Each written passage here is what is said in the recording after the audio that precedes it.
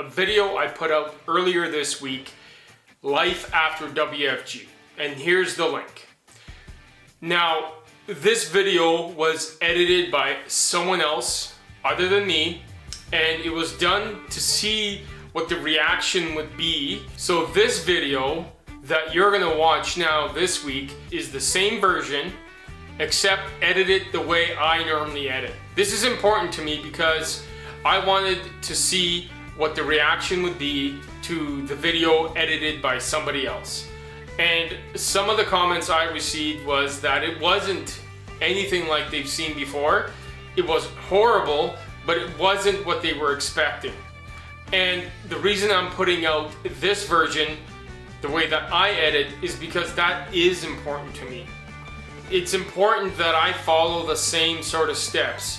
Now, if that's not great for the algorithm on YouTube, I don't care. Again, I've mentioned it before, I'm not doing YouTube to be monetized. I know it could take some time. Would I like to be monetized? For sure.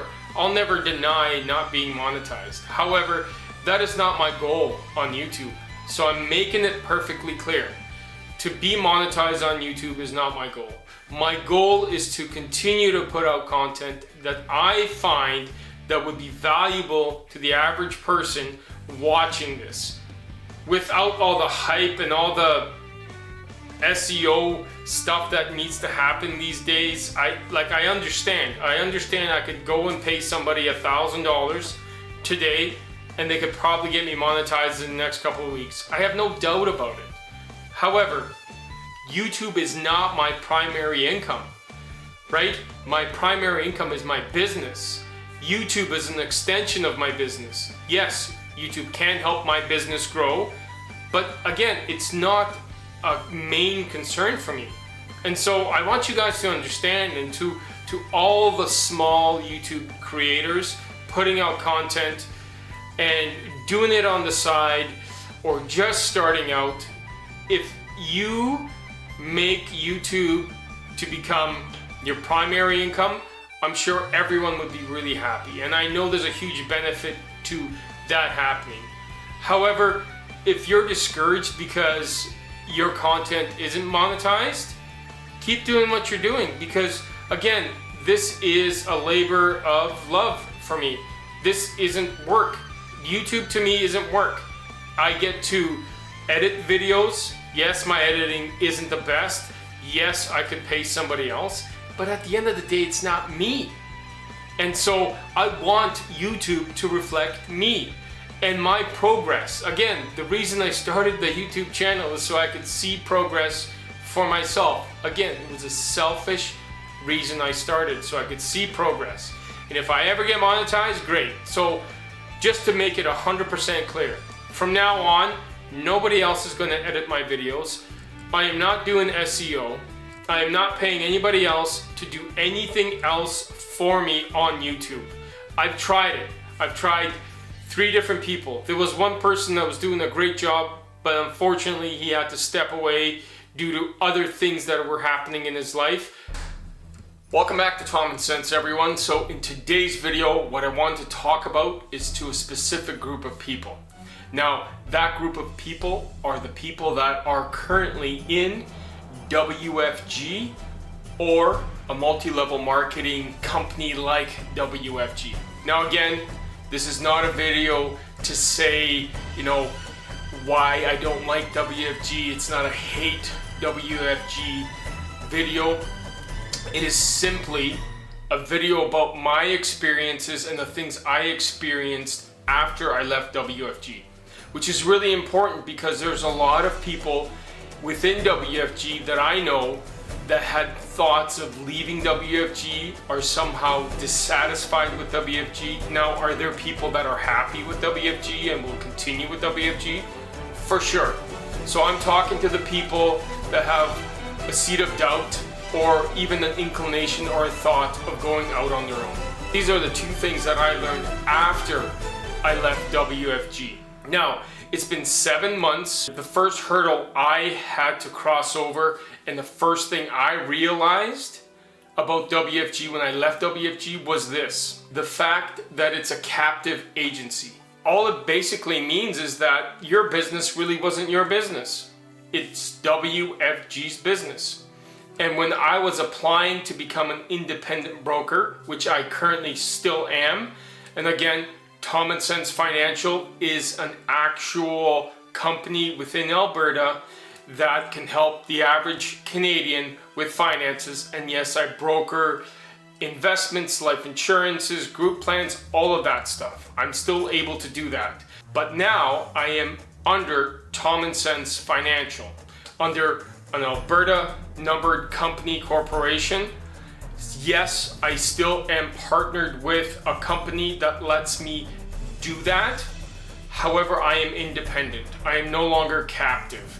And just that thought of being called a captive agency now has me thinking, man, I wish I kind of knew that before. And again, for me, WFG was still a good first step into the industry, and I love the insurance industry. I really do. I really love what I do and how I'm able to help people and business owners and everything else. But I was never able to do that really to the full extent with WFG. Now, I'm not gonna get into that story. That's my previous video, which a lot of you guys have liked. So again, this whole captive agency thing was a first big hurdle for me, because it made me realize that when I left WFG and went independent, those clients that I obtained in WFG weren't really my clients. So at a marketing director level contract that I was in with WFG, I was told that I was vested, meaning I was under, I guess, the assumption that those clients were really mine, that if I ever did leave WFG, that those clients would come with me, and that it would be an easier transition if I went out on my own. But that was not the case at all. In fact, what ended up happening was that as soon as I submitted my resignation, all my clients disappeared. All of them. Out of all the clients I was able to help in that 7+ year span as a WFG agent, all of them rolled up to the senior marketing director who was in my upline. And when I went independent, what I had to do was I had to reach out to each individual client and ask them if they wanted to be with me or if they wanted to stay with WFG. And I had to give them that option, because I couldn't just tell them, hey, listen, you're coming back with me because now I started my own thing. I couldn't do that, because it's just not the way that the insurance industry works, right? You will have to give the client the option to do what they want. Now, did I lose some clients? Yes, I lost all my BC, Ontario clients, because those licenses I did not get again, because as an independent, those licenses cost a lot more. And for the amount of clients that I had in BC and Ontario, it financially made no sense. So those clients have been lost. Now, if I eventually get those licenses again in BC and Ontario, can I get those clients back? Yes, potentially, if they are still interested in me being their agent under Tommensense Financial. Now, as far as all the other clients in Alberta, because I did obviously keep my Alberta license, again, I had to reach out to each individual client, make sure that they were happy with their policies, obviously, and then if they wanted to, I could be their agent. And I had to do all the paperwork for that again, which is, I mean, no big deal. It's just part of the industry, but it was still a shock, because I thought that I could take my book of business in Alberta for, let's say, one company, because I brokered for many companies within WFG, and if I had that same company here as an independent, I thought I could just take that book of business and switch it over. But oh no, it had to be individual. Every policy number and every client had to be reached out to and assigned, and then it could be switched over. That was a shock to me. I honestly thought, wow, I couldn't believe that that's actually a thing. But all the product providers say, yeah, that's the way that WFG does it. That's why they're captive. And essentially what that means for you guys is, if you decide to leave WFG and you got a lot of clients, you got to make sure that all those clients actually want to stay with you. Now, if you're doing a good job and you've done the right thing for your client, then that should not be a problem. But will you lose clients? You will definitely lose some clients. Because there are also companies, now that I'm independent, that WFG doesn't let me work with. And for a specific amount of time. And that's a whole other thing that I didn't like or appreciate, but hey, those are things that happen. Now, the second thing that I really realized about leaving WFG and going out on my own is this notion within WFG that you are your own business owner, that you're an independent owner of your business and you can do whatever you want. Except you really can't. Because when you go independent, you realize the flexibility that you have for your business.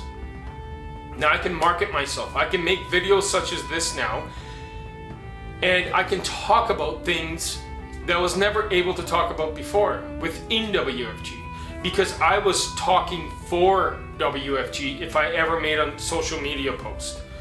Now I'm talking for Tommensense Financial. As long as I am legal, above board, and not suggestive in any sort of way, then I can do whatever I want. I am marketing my own independent business. I am literally independent now. So that was a huge shock for me, because I didn't realize, I realized as soon as I went independent, and I knew that once I went independent, this was going to be something that I really would enjoy.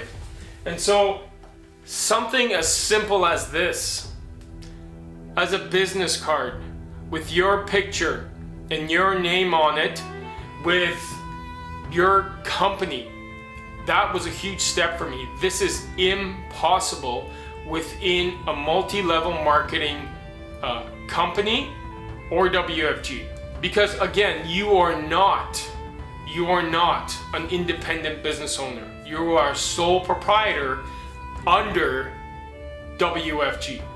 Yes, you become a business owner, but you're technically working for WFG still. And now, as an independent, I run my own business.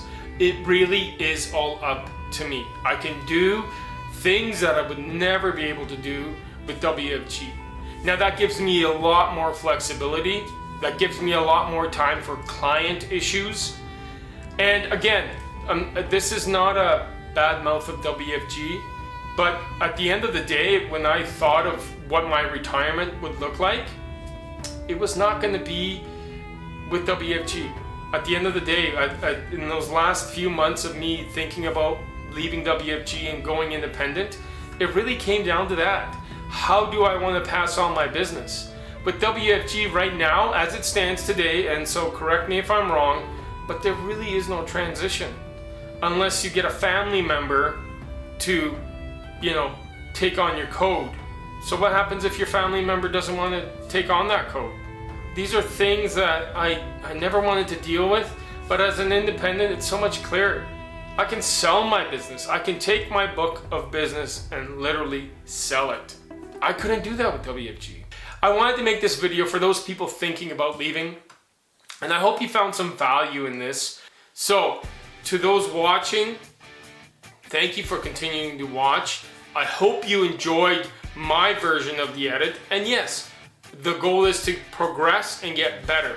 But I, again, will no longer be paying for anybody to edit, to do SEO, none of that stuff. This is Tommensense, and this is, again, a labor of love for me, and I like to see the progress. So, again, I hope you guys enjoyed it. Hope you got the message that I wanted to convey. And let me know what you guys think of the video that was edited by somebody else in my version. I would love to hear some feedback. And to all those small YouTube channels, keep doing what you're doing, and you are helping somebody out there, and that's for sure. So again, Tommensense, because common sense isn't so common.